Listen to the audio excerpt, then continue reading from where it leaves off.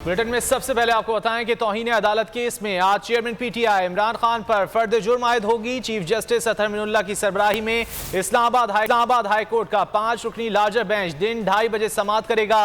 अदालत ने PTI chairman को दोबारा जवाब जमा कराने का मौका दिया। अदालत ने गुज़िश्ता समाअत में करार दिया था कि लगता नहीं कि मुतनाज़ा बयान देने पर इमरान खान को कोई पछतावा है। तौहीन अदालत केस में आज चेयरमैन तहरीक इंसाफ इमरान खान पर फर्द जुर्म आयद होगी। चीफ जस्टिस अतहर मिनुल्लाह की सरबराही में इस्लामाबाद हाई कोर्ट का 5 रुकनी लार्जर बेंच दिन 2:30 बजे समाअत करेगा। खातून जज को धमकाने पर तौहीन अदालत की कार्रवाई। इस्लामाबाद हाई कोर्ट का 5 रुकनी लार्जर बेंच समाअत करेगा। अदालत ने गुज़िश्ता समाअत पर पीटीआई अगर आपको ये वीडियो पसंद आए तो लाइक पर क्लिक करें।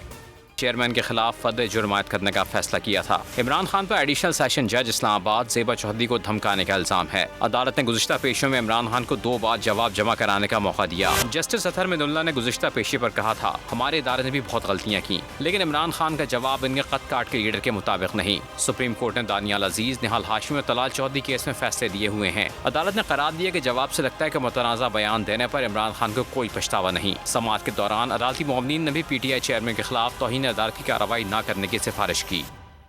मैं हूं इमरान रियाज खान। अब आप मुझे देख पाएंगे सिर्फ बोल न्यूज़ पर। इमरान रियाज खान साहब जो हैं वो बोल फैमिली का हिस्सा बन गए हैं। बड़े अरसे बाद किसी चैनल ने हौसला किया है, तो मुझे ऐसा लगता था कि हमें बोलने की इजाजत नहीं मिलेगी, लेकिन बोल ने डिसाइड किया कि बोलने की इजाजत वो लेकर देंगे। मुझे बोल की एक चीज बहुत अच्छी लगी कि बोल ने कैटेगोरिकली कहा कि जो करना है करो, हमने अपना कोई बंदा नहीं निकालना।